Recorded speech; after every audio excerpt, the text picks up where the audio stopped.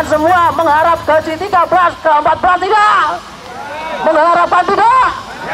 Oke, NKRI, PPDI, PPDI.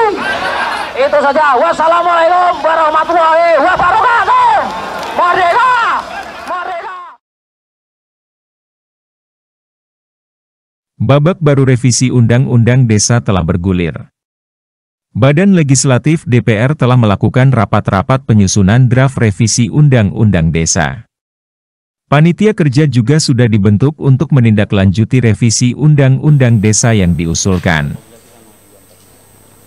Anggota Panja RUU tentang perubahan kedua atas Undang-Undang Nomor 6 Tahun 2014 tentang Desa.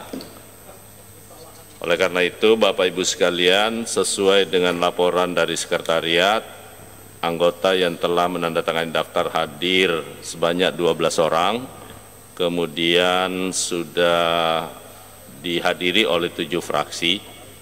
Saya mohon izin ya, kita pakai konfraksi Pak ya. Jadi Bapak Ibu sekalian, dengan mengucapkan Bismillahirrahmanirrahim. Badan Legislasi DPR mulai menyusun draft revisi Undang-Undang Nomor 6 Tahun 2014 tentang Desa.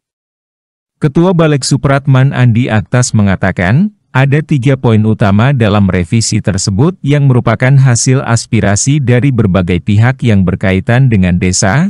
Pertama adalah yang menyangkut soal bagaimana kemudian aparat desa, tidak hanya sekadar kepada desanya, juga menyangkut aparat desa.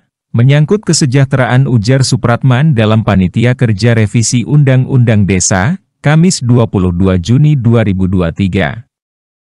Kedua adalah menyangkut perubahan komposisi masa jabatan kepala desa dan aparat desa.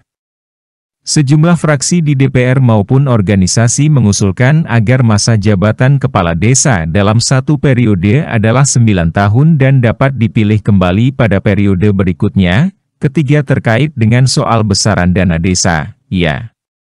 Kemarin beberapa hal yang kita lakukan adalah menyangkut soal besaran dana desa, itu formulasinya itu sudah ada beberapa teman-teman yang mengusulkan, ujar Supratman. Lebih detail, tim ahli Balek menjelaskan adanya 20 pasal yang berubah dalam proses revisi UU Desa.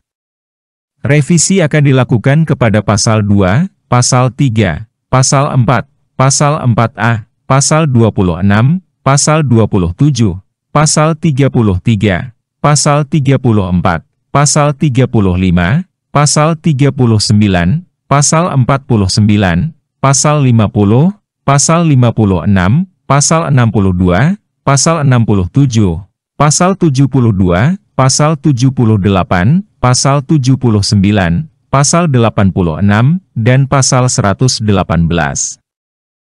Revisi Undang-Undang Desa sendiri merupakan usul inisiatif Komisi 2. Wakil Ketua Komisi 2 Yanuar Prihatin menjelaskan, revisi UU Desa setidaknya harus menguatkan desa lewat 5 pondasi utamanya. Pertama adalah kepemimpinan. Ia melihat, banyak desa yang tak mengalami kemajuan dikarenakan kepemimpinan yang salah di pemerintah desa. Di dalamnya termasuk kepala desa, perangkat desa, dan badan permusyawaratan desa. Kedua adalah sumber daya lokal di desa. Menurutnya, saat ini masih banyak desa yang minder dengan sumber daya alam dan manusia di desanya. Hal tersebut semakin diperparah dengan kurangnya peran pemerintah pusat dan daerah dalam pengembangan desa. Selanjutnya yang ketiga adalah manajemen pemerintahan dan pembangunan desa. Di dalamnya termasuk ihwal cara, teknik, perencanaan, pelaksanaan, pengawasan, penyelenggaraan pemerintahan, dan pembangunan desa. Jika manajemen pemerintahan dan pembangunan desa tak segera diperbaiki, dana desa sebesar apapun dinilainya tak dapat membawa kemajuan. Salah satu solusinya adalah perbaikan komunikasi antara pemerintah desa dengan warganya. Keempat adalah partisipasi dan pemberdayaan masyarakat. Menurut dia, ada perhatian yang kurang dari pemerintah daerah dan pusat dalam pemberdayaan masyarakat desa. Keduanya terkesan hanya membuat program, tanpa melibatkan langsung warganya. Terakhir adalah keuangan desa. Saat ini, ia melihat cara pandang pemerintahan desa terhadap keuangan desa masih lebih banyak bergantung pada subsidi atau bantuan dari pemerintah pusat dan daerah. Sementara terkait masa jabatan kepala desa, masih menjadi pembahasan intensif tentang usulan masa jabatan kepala desa 9 tahun 2 periode. Beberapa fraksi partai besar setuju, sementara ada juga yang tak setuju karena pertimbangan demokrasi di masyarakat desa.